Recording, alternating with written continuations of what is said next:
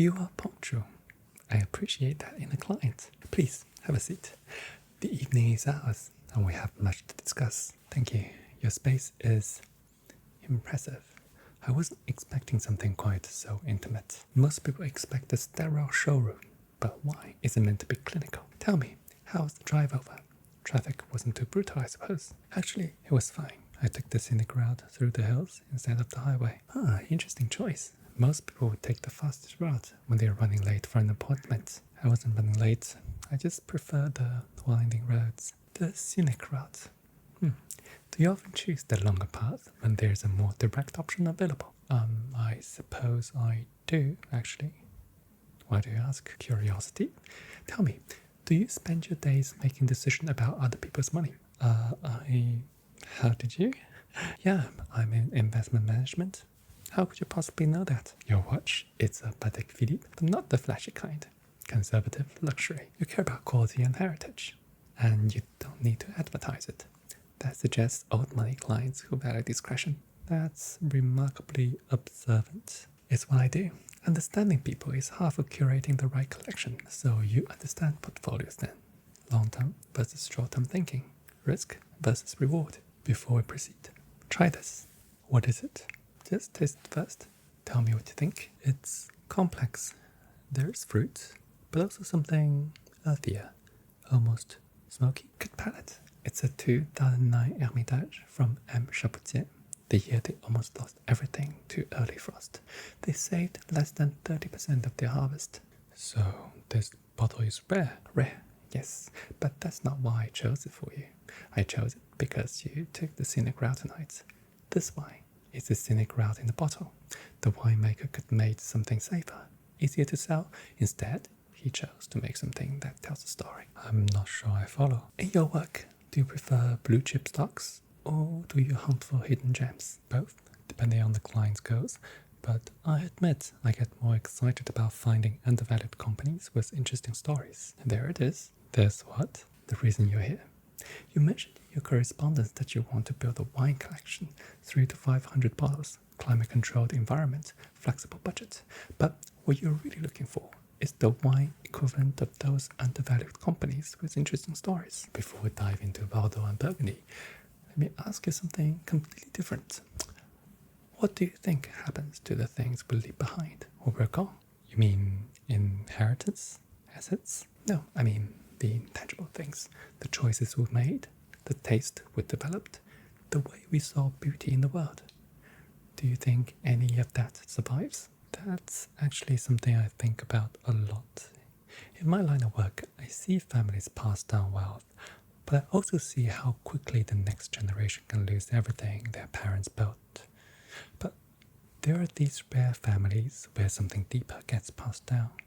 Not just money, but values, I suppose. A way of approaching life. I suppose I believe that when we choose things with intention, when we really understand why we're drawn to them, that understanding becomes part of who we are. And maybe, if we're lucky, it becomes part of who comes after us too. And that's why you're here, is it? Your grandfather's books weren't just books. They were a map of his mind, his curiosities, his deepest conversations with the world. You want to build something similar, don't you? Not just a wine collection, but a testament to the way you see beauty, complexity, the patience required for something to become the true self. We spend so much time accumulating things, so little time choosing what deserves to last. And that choice, that's where the real artistry lies. Let's start somewhere unexpected. Most consultations begin with the obvious choice, the grand names everyone knows, but I prefer to understand how you taste before we discuss what you should own. That makes sense, though I have to admit I'm not sure I have a sophisticated palate. Sophistication is overrated. Authenticity is not. This first wine is from a place you probably associate with whiskey. This Jura is in eastern France. 2016, Domaine Jean-Magle Château Chalon Vin Jaune. 100% 7-Up, aged under a veil of yeast for 6 years and 3 months. This bottle, $420. It smells unusual, almost like the sea. Exactly. The locals call it Vin Jaune, yellow wine. Most people either love it immediately or think it's completely mad. It's haunting, like drinking liquid history. Interesting, you didn't flinch. Should I have? Most clients do. This wine demands something of you. Patience, curiosity, a willingness to be confused before you're enchanted. The fact that you're intrigued tells me something important. Let's try the opposite. 2021 Dalton Road Pinot Noir is from New Zealand's Central Otago. 100% Pinot Noir from Block 3, Biodynamic Farming, $95. A wine that wants nothing more than to please you immediately. Now this is beautiful, bright, clean, like morning sunlight. And which do you respect more? That's a loaded question, isn't it? All the best questions are, I respect the yellow wine more, but I could drink this Pinot every evening and be perfectly happy. Perfect answer. You understand the difference between pleasure and reverence. Your collection will need both. One more experiment. 2018 Andinat Migon from the Canary Islands. 100% Liston Negro, aged in clay and fora buried in volcanic sand on the beach for 2 years. The winemaker is either a genius or completely insane. $180. Is there a difference? Not in my experience. This tastes like minerals and salt air and something I can't name. The unnamed thing, that's what we're looking for. The quality that makes you pause, makes you wonder. You taste it, don't you? Yes, it's like the wine is telling me a story I don't quite understand yet. Then you understand wine better than you think. These prices, they're not unreasonable for what we're discussing. If I'm working with $100,000 budget, we could include meaningful quantities of wines like these. You're thinking like a portfolio manager already. 6 bottles of the Vin Jaune, perhaps 12 of Felton Road, and maybe 18 of the Alvinat. That's roughly $10,000 for wine that tell extraordinary stories. The mathematics work beautifully. However, the Jean Magle Chateau Chalon, I can secure 3 bottles, perhaps 4 if I call in favors. The Andinat Micon, 5 bottles maximum. Roberto only make 800 bottles total, and most stayed in Spain. So even with budget, we are constrained by availability. Welcome to the world of truly exceptional wine. The Felton Road, fortunately, I can provide 12 bottles. They produce enough to meet demands, though barely. So we're looking at 3 Chateau Chalon, 12 Felton Road, 5 Ambinot, roughly $6,000 for 20 bottles that represent 3 completely different approaches to winemaking. Exactly. And that scarcity is not about exclusivity. It's about the natural limits of excellence. Now, let's explore precision. German-speaking regions. Germany, Austria, Alsace. Here, winemaking is less about intuition and more about mathematical poetry. I've always been intimidated by German wine labels. Well, though I have to say, calling Alsace German-speaking might get you in trouble with any French sommelier. Touché? Though if we were being historically accurate, Alsace has been German-speaking for longer than it's been French-speaking. But you're right, they prefer we call it Germanic wine tradition rather than risk a diplomatic incident. We begin with the benchmark, 2019 Dr. Lusen Ursika Wirtsgarten Riesling Auslese. 100% Riesling from 100-year-old vines on red slate, $95. The Germans have a saying, der Wein ist die Poesie der Erde. Wine is the poetry of the earth. This is what happens when you let time and terroir speak. It's eclectic, sweet, but with this razor-sharp acidity. Perfect balance. Your palate reads acidity well. That's crucial for understanding German wines. Now, try precision. 2020 Egenmüller Schwarzhof Riesling Trocken. Same grape, completely different philosophy. $130. Trocken wie ein guter Witz. Dry as a good joke. Born dry, mineral driven. Completely different wine. Like comparing a symphony to a string quartet. Excellent energy. Both are Riesling, both are arts. Austria now. 2018 FX Pichler Riesling Smaragd from the Warschau. $220. Kraft und Anmut. Power and grace. Here they ripen Riesling to its absolute limit while maintaining elegance. More powerful, but still precise. Austrian Riesling in 3 words. Power with finesse. Red wine from Austria, 2017. High-aged Zweigert Reserve from Burgenland. Zweigert grape, Austria's signature red, $85. bodenständig, aber elegant. Down to earth, but elegant. Most people never heard of it. Dark, spicy, like drinking liquid earth. Zweigels, Austria's secret. Food wine par excellence. That's now 2019 Domaine Weinbar Riesling Schlossberg Grand Cru, $160. Fresh terroir, German grape varieties, un vrai Alsago, a true Alsatian soul. Oh, more floral than the Germans, but still that mineral backbone. Alsace bridges two wine worlds, always has. And finally, something completely unexpected. 2018 Weingut Rudolf Fürst Spätburg Unter from Franken, German Pinot Noir, $140. Stille Wasser sind tief. Still waters run deep. Most people think Germans only make white wine. This is sophisticated, earthy, complex. German Pinot Noir represents centuries of quiet perfection. No fanfare, just excellence. 6 bottles, 6 different expressions. If we take 2 bottles of each, 12 bottles total, around $1,800. I can secure everything except the Egermüller, only 1 bottle available, and the FX Pichler, perhaps 3 bottles maximum. So we're looking at 1 Egermüller, 3 FX Pichler, 2 each of the others. 10 bottles, roughly $1,700. These wines will teach you that precision and passion are opposites. Let's pause here. If we continue, you're going to be too drunk to do the mathematics. Good idea. This is more intense than I expected. Tell me, do you collect anything else besides what we're building tonight? Art, actually. Landscape paintings, mostly. There's something about the way light moves across the canvas. Interesting. Which periods? 19th century, primarily. The Hudson River School, some French Barbizon painters. I have a small Daubigny, just a study of clouds over a wheat field, but the way he captured that moment before a storm. You see it, don't you? The connection between what we're doing here and what those painters were doing.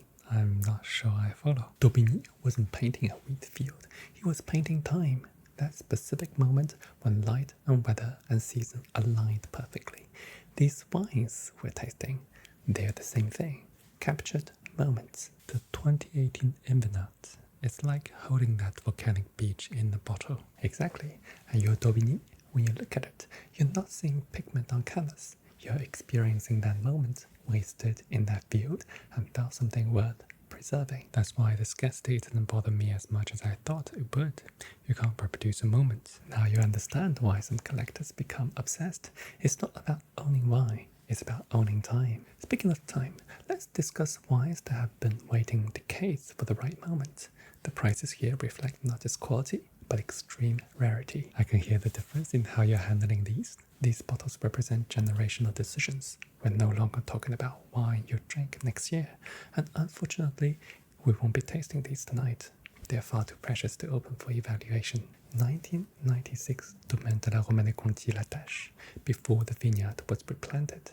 One of perhaps 50 bottles remaining in private collections worldwide. $3,800. That's more than my first car cost. And we can't even taste it. To taste this wine would be to destroy a piece of history. The 1996 vintage represents the final harvest from vines that were over 50 years old. In 1997, the estate put up every vine and replanted. Those vines won't reach their full potential until 2030, perhaps 2040. This bottle contains juice from vines that no longer exist. C'est plus qu'un vin, c'est une religion. It's more than wine, it's a religion. When Henri Frédéric Roche made the decision to replant, he knew he was ending an era. As the Burgundians say, le terroir ne ment jamais. The terroir never lies. So this bottle is literally irreplaceable, precisely. And the terroir of La Tâche, 6 hectares on the slope that catches the morning sun perfectly. The soil is so complex that medieval monks spent centuries mapping its variations. This wine represents 800 years of accumulated knowledge. Chaque bouteille raconte l'histoire du vignoble. Each bottle tells the story of a vineyard. 2005, screaming Eco Cabernet Sauvignon, Napa Valley Cold Vine. The vineyard produces perhaps 60 cases annually, $4,200. This particular vintage received perfect scores from every major critic, something that happens perhaps once in a generation. perfect scores. That's incredibly rare. Perfect scores from Parker, Wine Spectator, Colony, critics who rarely agree on anything. But 2005 was different. The growing season was flawless. No rain during harvest, perfect temperature gradients, ideal hunt time. Jean-Philippe, the founder, said it was the vintage she'd been waiting 30 years to make. The vineyard is tiny, just 1 acre on the Oakville hillside. They hand select every cluster, sometimes rejecting 70% of the fruit. The wine spends 22 months in new French oak, but somehow the wood never dominates. It's Cabernet Sauvignon at its most essential. 1 acre producing 60 cases. The mathematics are absurd, yes, but that's what separates cold wines from merely expensive wines. Screaming Eagle changed how the world views California Cabernet, proved that Napa could produce wines to rival the greatest Bordeaux. 1989 Chateau Petrus, the last great vintage before the estate modernized their techniques. Merlot at its absolute pinnacle. $5,200. Only 12,000 bottles produced worldwide. 12,000 bottles for the entire world. Petrus is 28 acres of pure clay soil on the right bank of Bordeaux. The clay retains moisture perfectly, allowing Merlot to ripen slowly, completely.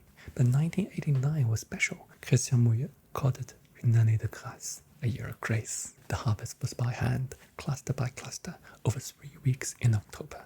They rejected 40% of the fruit. The result? L'art dans sa forme la plus pure, art in its purest form. Wine critics still use 1989 Petrus as the benchmark for what Merlot can achieve. As they say in Pomerol, la patience est la mère de toutes les vertus. Patience is the mother of all virtues.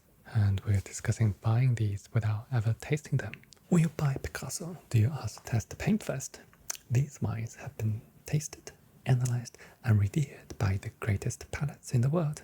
Your purchase isn't about the liquid, it's about owning a piece of wine history. The mathematics of these wines are staggering, but 3 wines don't tell the complete story. Your collection needs to demonstrate vintage variation, how the same terroir expresses different years. 1982, Chateau Le Pin, Pomerol, like Petrus, perform a completely different philosophy, $2,800.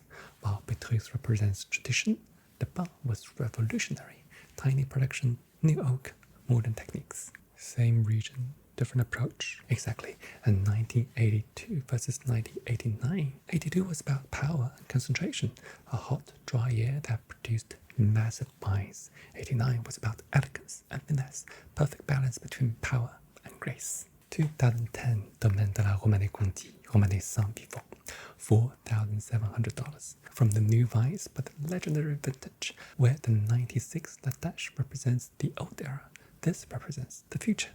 New vines versus old vines. The 2010 vintage was extraordinary across all of Burgundy. Perfect weather, perfect timing. These young vines are already showing what they'll become in 20 years. L'avenir s'annonce brillant. The future looks bright. 1990 Chateau d'Yquem, Sauterne. The greatest dessert vintage of the century. $3,400. Some years the noble rod doesn't come. In 1990 it arrived perfectly. Sweet wine at that price point? Yquem isn't sweet wine, it's liquid gold. The 1990 required 6 passes through the vineyard, selecting only perfectly botrytis affected grapes. Goutte à goutte, l'excellence se construit. Drop by drop, excellence is built. 2001 Harlan Estate, Napa Valley, $2,900. While Screamy Eagle represents cold wine perfection, Harlan represents Bordeaux-style winemaking in California soil. 1001 versus 1005. 2001 was cooler, more European style, structured, age-worthy. 2005 was about immediate power and fruit, both perfect but expressing different personalities of the same mountain. 1985 Sassicaia, Tuscany, the wine that proved Italy could compete with Bordeaux. $1,800. This vintage established Super Tuscans as a serious category. That's a more approachable price. Relative to the others, yes. But consider, this bottle changed how world views Italian wine. Sometimes historical significance matters more than current market price. 8 bottles total, approximately $27,000, each one representing a different philosophy, region, or pivotal moment in wine history. It's like building a library of wine literature. Precisely. And like any great library, the value lies not in individual volumes, but in the conversation they have with each other. Let me review what we've selected so far from our initial tastings. The Jura, New Zealand, and Canary Islands wines, that was roughly $6,000 for 20 bottles. Correct. The foundation wines, teaching your palate about diversity and story. Then the Germanic selections, 1700 for 10 bottles from Germany, Austria, and Alsace. Precision and elegance, essential education. And now these 8 legendary bottles, $27,000. Your museum pieces, the wine that anchor the entire collection. So we're at 6,000 plus 1,700 plus 27,000, $24,700 total for 38 bottles, which leaves $65,300 remaining in your budget. That's still substantial room for the regions you mentioned at the beginning, Bordeaux and Burgundy for drinking, not just collecting. Exactly. We've established your taste profile, secured your investment pieces, and now we can focus on building depth. Wines for entertaining, for personal enjoyment, for watching mature over the next decade. 65,000 can purchase approximately 100 to 150 bottles of exceptional Bordeaux and Burgundy. Wines in the $300 to $800 range that will drink beautifully and appreciate meaningfully. So we're talking about nearly 200 bottles total. A collection worthy of the cellar space you described, but more importantly, a collection that tells a complete story, from experimental expressions to historical treasures to everyday excellence. Now, from the heart of your collection, 7 key regions from Bordeaux and Burgundy, wines you can actually open for family dinners without bankrupting yourself. Finally, wines we can drink. Precisely. These will be your workhorses, exceptional quality but not museum pieces. I'm proposing roughly 50 bottles from 7 appellations, leaving us 30,000 for champagne and another 30,000 for true legends. From Bordeaux left bank, Pauillac and Saint-Julien, second and third growth that drink beautifully young but age magnificently. Think Gos d'Estournel, Du Cru, Bourgaille, Lynch, Bage. Names I actually recognize. Classic estates with centuries of consistency. Pauillac gives you power and structure. Cabernet Sauvignon dominant blends. Saint-Julien offers elegance and finesse, both regions producing wines in the $400 to $700 range. From Bordeaux right bank, Saint-Élion Grand Cru Classé, Merlot-based wines with immediate charm but serious aging potential. Chateaux like Figeac, Canot, Trouble Mondo. Burgundy presents more complexity from the Côte Nuit, Givet-Chambertin, and Moret Saint-Denis Village. Premier Cru vineyards from producers like Armand Rousseau, Dujac, or Hubert Ligné. The prices in Burgundy are insane, yes, but village level and Premier Cru wines from top producers still offer authentic Burgundy character. We're talking $300 to $800. Expensive, but not stratospheric. From the Côte de Beaune, Puligny-Montrachet for white Burgundy, the finest expressions of Chardonnay on earth. And finally, Brunet for Pinot Noir, elegant, perfumed, utterly séducteur. 7 regions, approximately 7 bottles from each, 50 bottles total, averaging $600 each. $35,000 for wines that will grace your table regularly and age beautifully for 15 to 20 years. That leaves exactly what you mentioned, 30,000 each for champagne and legends. A perfectly balanced allocation. Foundation wines, investment pieces, dinner wines, celebration wines, and legends. This is how serious collectors think. Now, champagne. And here, I'm going to give you advice that might surprise you. I was expecting Dom Pérignon, Krug, exactly what I'm advising against. Those bottles scream nouveau riche, new money trying too hard to impress. True connoisseurs drink grower champagnes most people have never heard of.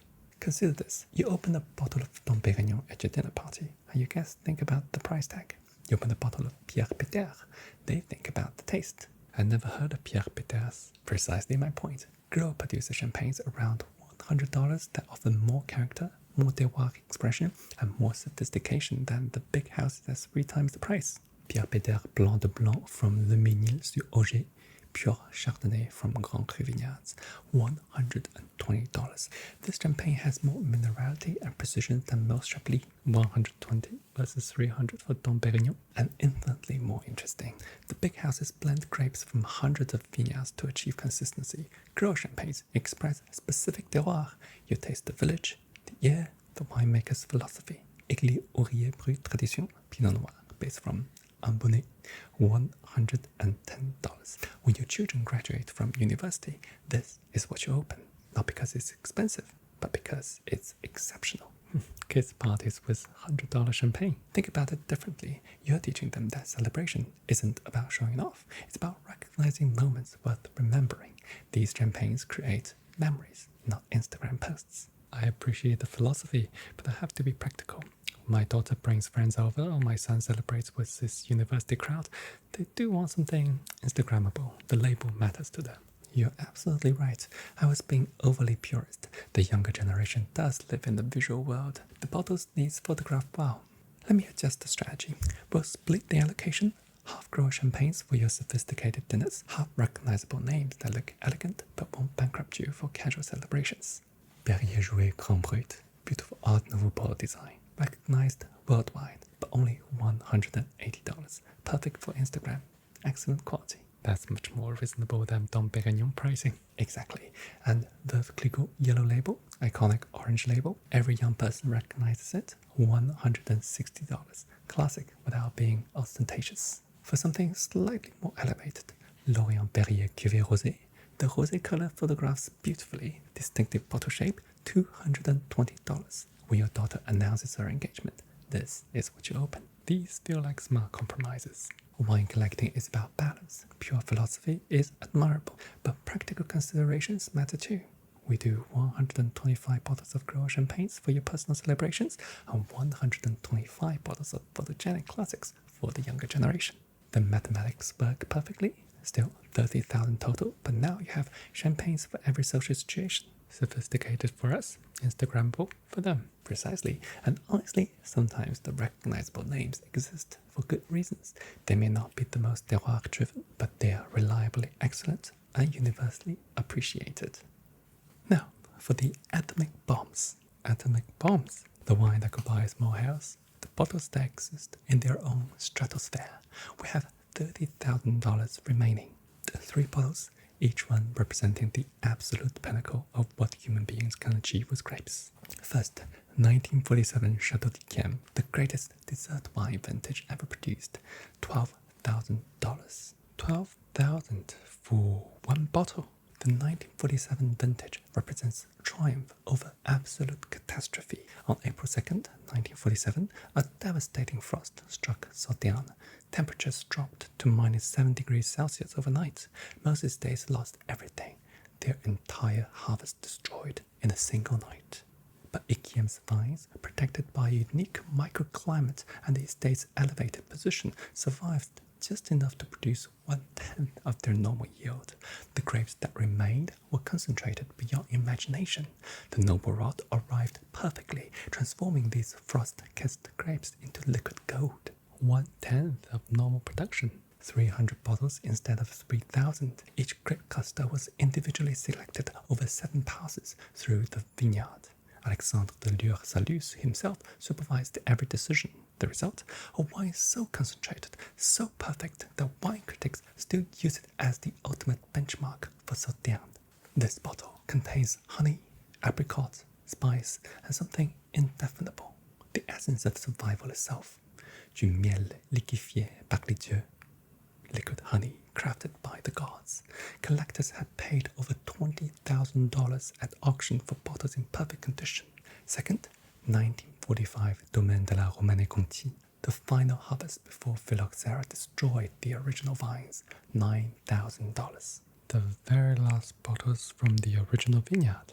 This bottle represents the end of an era that began in the Middle Ages. These vines, ungrafted, original Pinot Noir, had been growing in this precise soil for over 600 years. They survived the French Revolution, Napoleon's wars, 2 world wars, only to finally succumb to phylloxera in 1945. The domain knew these were the final grapes. Every cluster was harvested by hand, pressed with ceremonial care. Only 608 bottles were ever produced from the 1945 harvest. When they put up the vines in 1946, workers reportedly wept. 608 bottles for the entire world, and most have been consumed or lost to time. Perhaps 50 remain in existence. This wine doesn't just represent exceptional terroir, it represents the genetic memory of vines that witnessed the millennium of French history. La fin d'une époque, le début d'une légende. The end of an era, the beginning of a legend. When you taste this wine, if you ever do, you're tasting the same grape DNA that monks cultivated in the 14th century. There's no other wine on earth with this lineage. Third, 1961 Chateau Latour, considered by many of the greatest Bordeaux vintage of the 20th century, $9,000. What makes 1971 so legendary? 1961 was the year everything aligned perfectly. The weather, the timing, the harvest decisions, every variable that affects great wine came together in perfect harmony. But for Latour specifically, it was transformational. The growing season began with perfect spring rains, followed by an ideal flowering period. Summer brought consistent heat without excessive drought. Then, in September, cool nights and warm days created the perfect conditions for slow, complete ripening. But surely other estates had the same weather. Yes, but Latour terroir responded uniquely. The deep gravel soils, the perfect drainage, the old vines, everything that makes Latour exceptional was magnified in 1961. The harvest began on September 26 and lasted only 8 days. Every grape cluster was perfect. Robert Parker, who rarely awards perfect scores, called the 1961 Latour the most profound young wine I've ever tasted. Hugh Johnson wrote that it defined what great Bordeaux could achieve.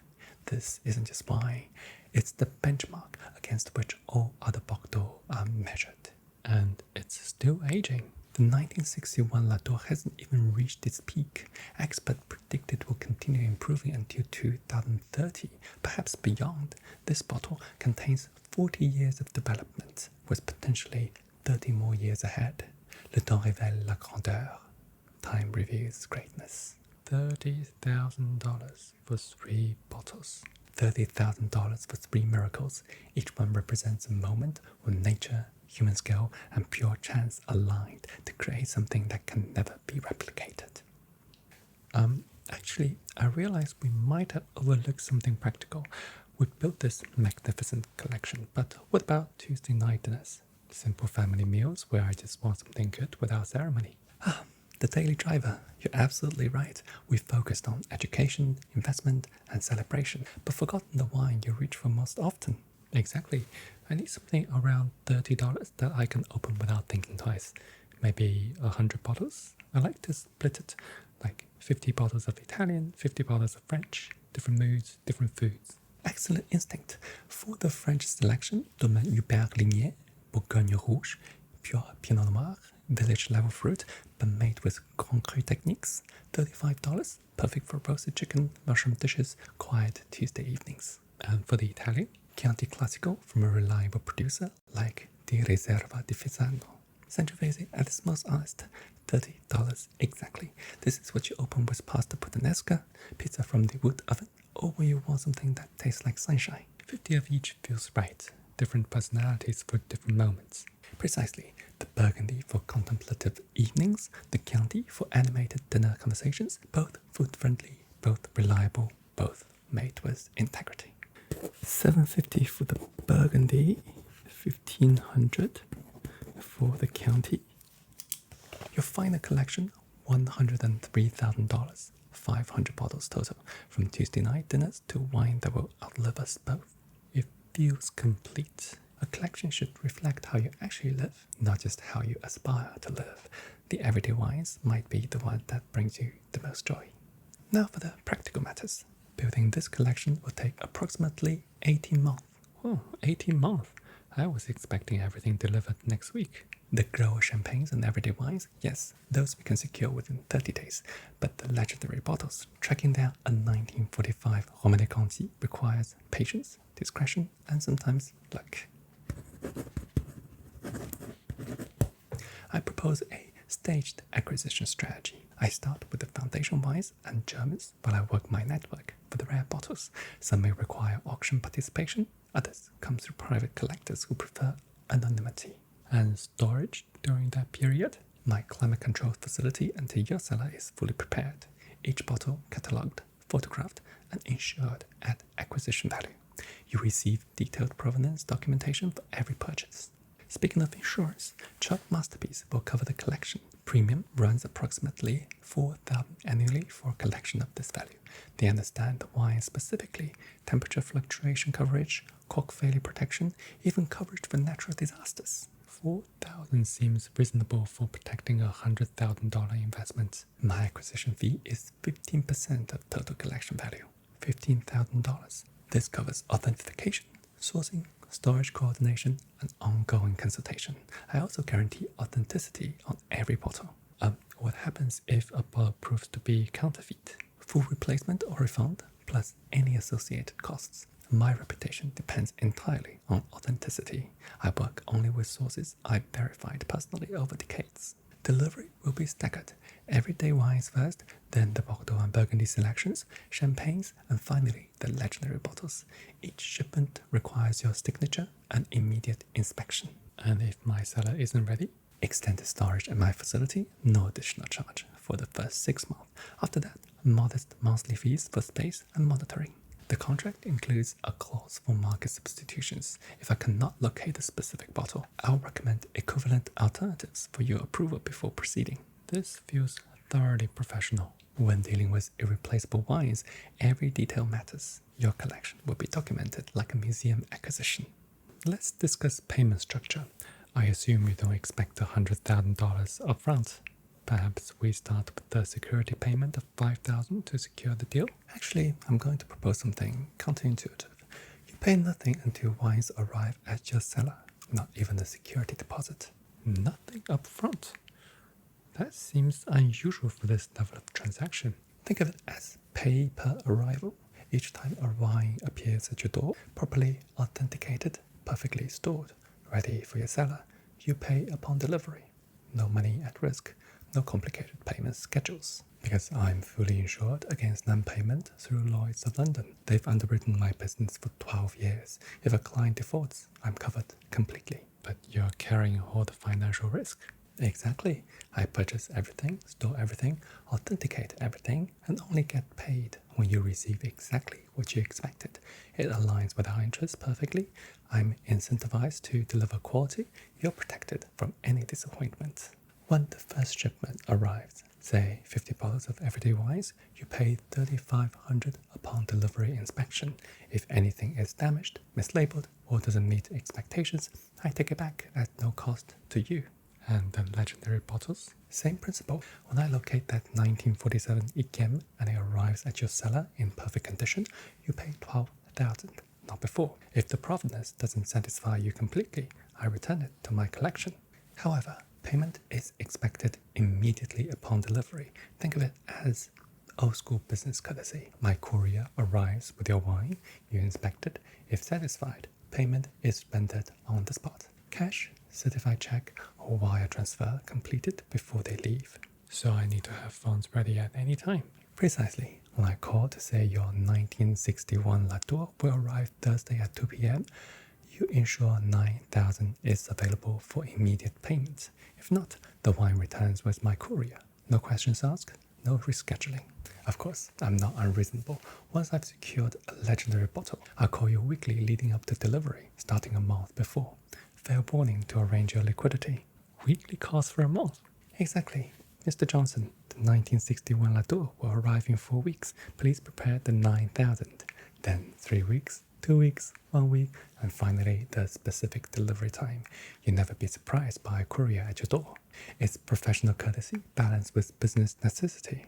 I give you ample time to prepare, but once my courier arrives, everything must be ready. The wine world operates on precision, both in winemaking and in transactions. That seems fair. A month's notice with weekly reminders. Think of it as anticipation building. Each week, you know that extraordinary bottle is getting closer to your cellar. By delivery day, you'll be as excited as you're prepared.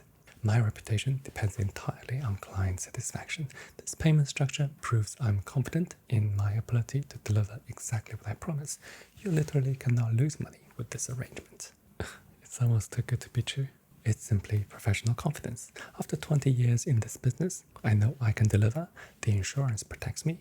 The pay per arrival protects you. Everyone wins.